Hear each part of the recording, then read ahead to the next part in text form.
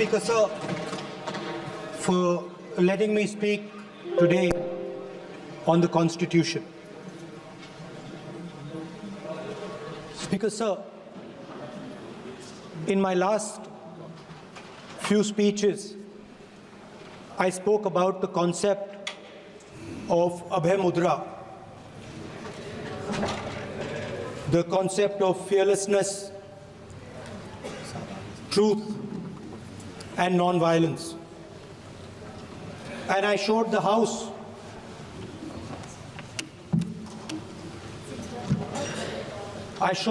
images of our different religions displaying this Abhay Mudra.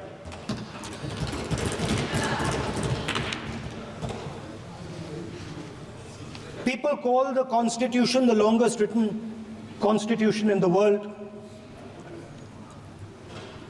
But the Constitution contains a set of ideas from one philosophy of our nation, one central philosophical set of ideas of our nation. When we look at the Constitution and we open the Constitution, we can hear the voice and the ideas of Ambedkar, of Mahatma Gandhi, of Jawaharlal Nehru. But where did those ideas come from? Those ideas came from an old, profound tradition in this country. Those ideas came from Shiva, from Guru Nanak, from Basavana, from Buddha, from Mahavir, from Kabir, from a list of people. So when we speak of the Constitution and we show the Constitution, of course it is a document of modern India, but it could never have been written without ancient India and her ideas. So when we look at this Constitution, we remember this list of people, all different variations on the same idea. And in front of us stand the people who follow a very different philosophical tradition. And I want to start my speech by quoting what the supreme leader, not of the BJP, but of the modern interpretation of the ideas of the RSS has to say about the Constitution of India and about how he thinks India should be run. The worst thing about the Constitution, the worst thing about the Constitution of India is that there is nothing Indian about it.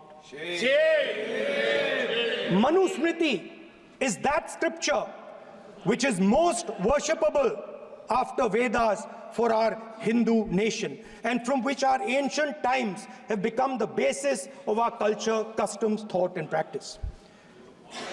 This book, for centuries, has codified the spiritual and divine march of our nation. Today, Manusmriti is law. These are the words of Savarkar. Mr. Savarkar has clearly stated in his writings that there is nothing Indian about our Constitution. He has clearly stated that the book India is run by should be superseded by this book. And this is what the fight is about. Now, it's nice that all of you are so-called defending the Constitution. But I want to ask you, do you stand by your leader's words? Do you support loyal leaders' words? Because when you speak in parliament about protecting the constitution, you are ridiculing Savarkar. You are abusing Savarkar. You are defaming Savarkar. I'd like to quote also in Hindi. Bharat के संविधान के बारे में सबसे बुरी बात तो यह है कि इसमें कुछ भी भारतीय नहीं है। भारत के संविधान के बारे में सबसे बुरी बात तो यह है कि इसमें कुछ भी भारतीय नहीं है। यह आपके नेता ने कहा था, जिसकी आप पूजा करते हैं।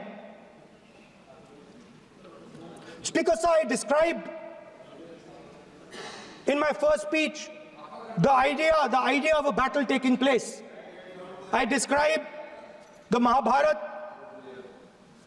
described Kurukshetra. There is a battle taking place today in India. And on this side are the defenders of the idea of the Constitution. And from each state we have one. If you ask us Tamil Nadu, we will tell you Periyar. If you ask us Karnataka, we will say Basavana. If you ask us Maharashtra, we will say Phule ji, Ambedkar ji. If you ask us Gujarat, we will say Mahatma Gandhi. आप speaker को You praise these people. You praise these people hesitatingly because you have to. But the truth is that you want India to be run the way it used to be run. जैसे हिंदुस्तान पहले चलाया जाता था, वैसे ही आप हिंदुस्तान को चलाना चाहते हो। मैं बता रहा हूं, आ रहा हूं। पेशेंस रखिए थोड़ी, इतना एक्साइटमेंट नहीं होना चाहिए। स्पीकर सर, जब मैं छोटा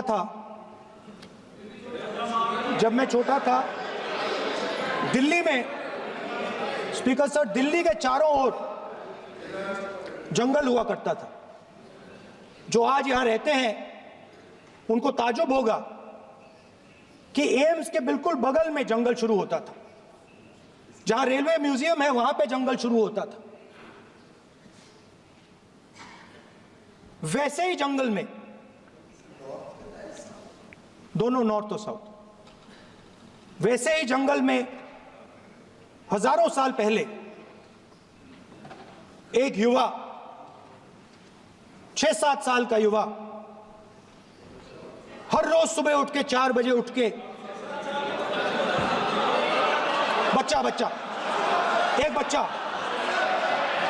एक बच्चा, वाह बहुत बढ़िया, एक बच्चा 4 बजे उठ के तपस्या करता था। हर रोज सुबह तपस्या, हाँ, हर रोज सुबह वो धनुष उठाकर तीर कमान चलाता था और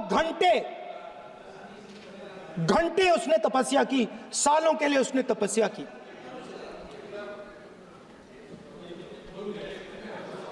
पास लोगों को पता लगने लगा कि लड़का है। यही तो आप नहीं समझ सकते हो, यही तो प्रॉब्लम है। धनुष में तपस्या है, मनरेगा के काम करने में तपस्या है। तपस्या का मतलब शरीर में गर्मी पैदा करना, समझिए। हाँ, तब का ये मतलब है, तपस्या का ये मतलब है। तो ये तपस्या कर रहा था, लोगों को पता लगा और वो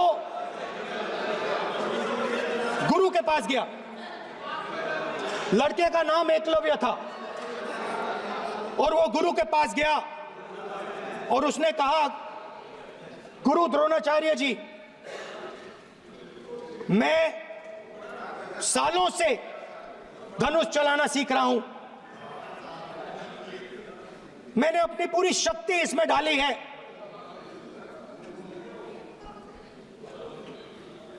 आप मेरी मदद कीजिए, आप मेरे गुरु बनिए। द्रोणाचार्य जी ने एकलव्य को कहा कि आप ऊंची जात के नहीं हो, आप ऊंची जात के नहीं हो, आप द्विजा नहीं हो, मैं आपका गुरु नहीं बनूंगा, यहां से तुम चले जाओ। और एकलव्य चला गया। फिर से एकलव्य ने तपस्या शुरू की, फिर से तपस्या शुरू की। कुछ साल बाद द्रोणाचार्य जी और पांडव उसी जंगल से निकले। एक कुत्ता भौंक रहा था, कहानी आपने सुनी है, सुना देता हूं। कुत्ता भौंक रहा था, अचानक कुत्ते की आवाज शांत हो गई। द्रोणाचार्य जी और पांडव पास गए और उन्होंने देखा कि तीरों के जाल में कुत्ता फंसा हुआ था। मुंह में तीर था एक, हाँ, मगर कुत्ता तीरों के जाल में फंसा था। एक तीर मुंह में थी, शांत था कुत्ता, मगर कुत्ते को चोट नहीं लगी। एकलव्य ने अहिंसा के साथ कुत्ते को शांत किया था। द्रोणाचार्य जी आते हैं और एकदम पूछते हैं, तुम्हें यह किसने सिखाया? एकलव्य जवाब देता है, द्रोणाचार्य जी, यह मैं सीखा हूं, मैंने तपस्या की है, घंटों मैंने प्रैक्टिस की है।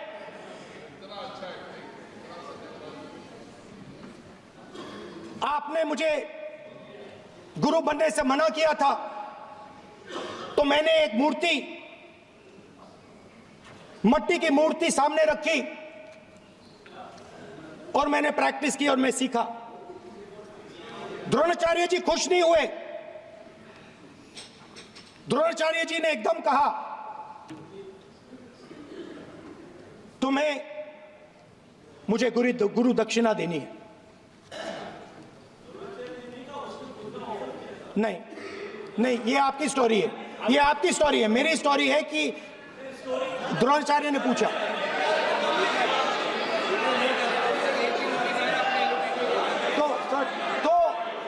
तो द्रोणाचार्य जी ने, Sir, the PM will not speak. Lord wants to if you are not giving order, Prime Minister has to speak. That's what want. If you are not giving protection, if you are not giving protection to LOP, then Prime Minister has to speak here. I will tell you. We will be very clear. ठीक है sir. माननीय सदस्य, आपको मैंने कई बार कहा, आप धमकी शब्दों में मत बोला करिए। एक मिनट जाती। द्रोणाचार्य जी संसदीय ने, कार्य मंत्री बोल रहे, कितना डिस्टर्बेंस कर रहे थे। द्रोणाचार्य जी ने कहा कि मुझे आप गुरु दक्षिणा दीजिए। मेरी स्पीच ले ली आपने। तो द्रोणाचार्य जी ने उनसे कहा कि गुरु दक्षिणा के लिए मुझे तुम्हारा हुनर, तुम्हारा भविष्य, तुम्हारा अंगूठा चाहिए। और एकलव्य ने अंगूठा काट के द्रोणाचार्य को दे दिया।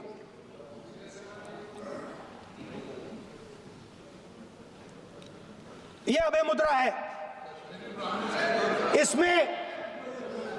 इसमें कॉन्फिडेंस, स्ट्रेंथ, निडरता कहां से आती है? हुनर से आती है, इस अंगूठे से आती है। ये लोग इसके खिलाफ हैं। जैसे द्रोणाचार्य जी ने एकलव्य का अंगूठा काटा, वैसे ही आप पूरे देश का अंगूठा काटने में लगे हुए हो। आप जैसे ही एकलव्य का, जैसे द्रोणाचार्य जी ने एकलव्य का अंगूठा काटा, वैसे ही आप हिंदुस्तान के युवाओं का, जैसे ही एकलव्य ने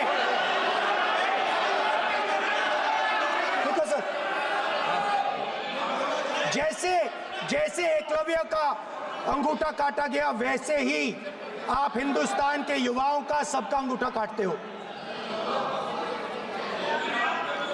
जब आप अदानी जी को धारावी देते हो, तो आप धारावी के जो एंटरप्रेन्योर्स हैं, जो स्मॉल एंड मीडियम बिजनेसेस हैं, उनका आप अंगूठा काटते हो। जब आप हिंदुस्तान के पोर्ट्स, एयरपोर्ट्स, डिफेंस इंडस्ट्री, ये सब जब आप अदानी को देते हो,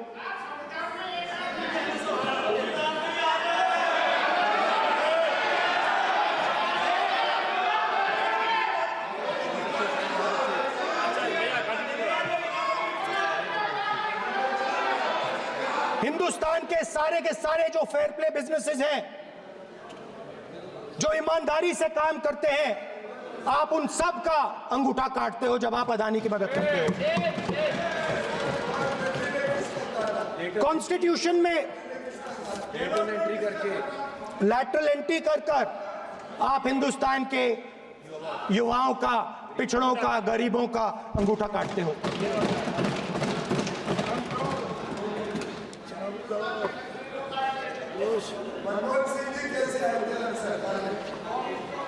सर, स्पीकर सर, जैसे एकलव्य ने प्रैक्टिस की थी, वैसे ही हिंदुस्तान के युवा सुबह उठकर 4 बजे उठकर अलग अलग एग्जाम्स की तैयारी करते हैं। आपने देखा होगा, पहले हजारों युवा सुबह उठकर रनिंग करते थे, वेट ट्रेनिंग करते थे आर्मी में जाने के लिए। जब आपने अग्निवीर लागू किया, तो आपने उन युवाओं की उंगली काटी। जब आप पेपर लीक कराते हो, 70 बार आपने पेपर लीक करवाया है, तब आप हिंदुस्तान के युवाओं के का अंगूठा काटते हो।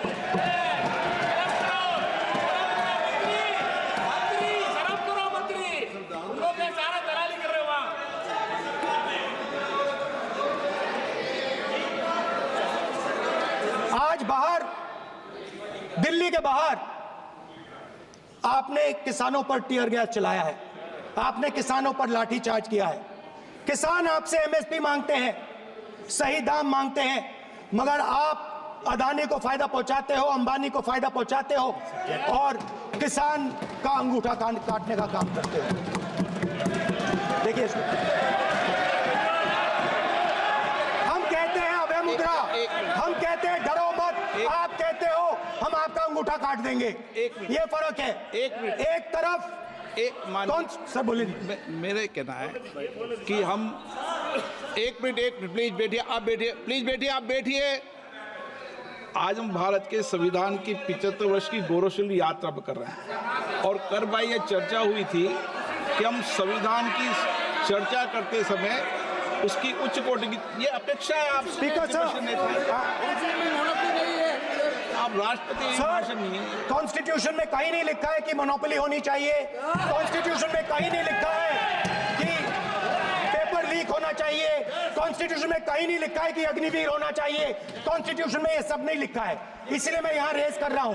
कॉन्स्टिट्यूशन में नहीं लिखा है कि हिंदुस्तान के युवाओं का अंगूठा काटना चाहिए, उनका जो हुनर है उनसे छीना जाना चाहिए।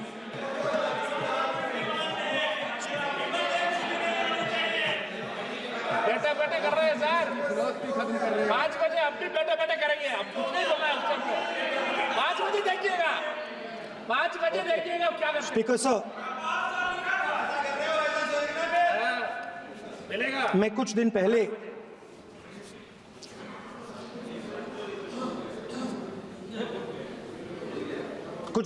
मैं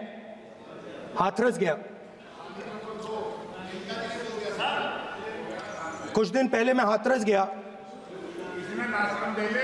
हाथरस में 4 साल पहले एक लड़की का बलात्कार होता है। गैंग रेप होता है। 3-4 लोग गैंग रेप करते हैं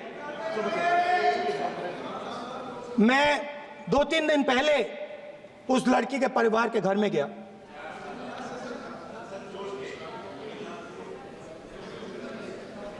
जिन्होंने गैंग रेप किया वो बाहर घूम रहे हैं और लड़की का परिवार अपने घर में बंद है। लड़की का परिवार बाहर नहीं जा सकता है। जो अपराधी हैं वो उनको रोज धमकाते हैं और वो बाहर घूमते हैं।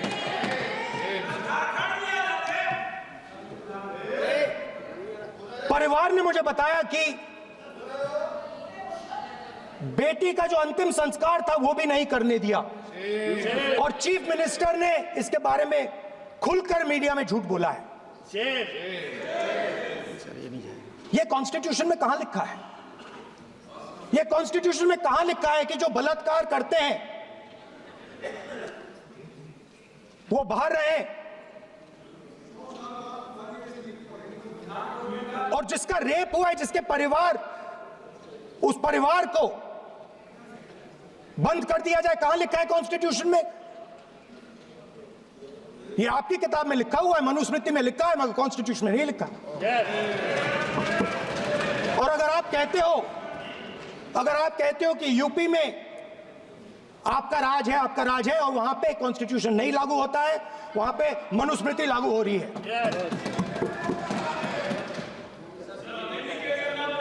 परिवार ने मुझे कहा कि यूपी की सरकार ने उन्हें वायदा किया था, कहा था कि हम आपका रिलोकेशन करेंगे, आपको कहीं और रहने की जमीन देंगे। आज तक 4 साल हो गए हैं, आज तक उनका रिलोकेशन नहीं किया गया है। और हर रोज उन्होंने मुझे फोटो दिखाई, वो बाहर निकलते हैं और जिन्होंने बलात्कार किया वो धमकाते हैं उनको। तो मैं इस हाउस में कहना चाहता हूं कि अंबेडकर जी के संविधान वाले लोग, इंडिया गठबंधन वाले लोग, हम सब मिलकर उस परिवार का रिलोकेशन हम करेंगे अगर आप नहीं करोगे तो। और हिंदुस्तान के हर गरीब व्यक्ति को हम ये कहना चाहते हैं, आपकी रक्षा कॉन्स्टिट्यूशन करता है और ये बीजेपी के लोग कॉन्स्टिट्यूशन पर 24 घंटा आक्रमण करते रहते हैं। कॉन्स्टिट्यूशन में लिखा है prohibition of discrimination on grounds of religion, race, caste, sex और place of birth. The state shall not discriminate against any citizen on grounds only of religion, race, caste, sex, place of birth, or any of them. Some days back, youngsters from Sambal came to see me. Innocent people, they had done nothing. They were just, वो बस पास में थे, 5 लोगों को गोली मार के हत्या कर दी। ये कहां लिखा है कॉन्स्टिट्यूशन में? ये कहां लिखा है? कॉन्स्टिट्यूशन में तो लिखा है prohibition of discrimination of grounds of religion. और जहां भी आप जाते हो, एक धर्म को दूसरे धर्म से लड़ाते हो, नफरत फैलाते हो। कहां लिखा है कॉन्स्टिट्यूशन में? कहां लिखा है कॉन्स्टिट्यूशन में कि एक धर्म को दूसरे धर्म से लड़ाना है? कहां लिखा है कॉन्स्टिट्यूशन में कि दलित परिवार को बंद करके अंदर रखना है और उनके अपराधियों को बाहर घूमने देना है? कौन से कॉन्स्टिट्यूशन में लिखा है? मुझे दिखाइए।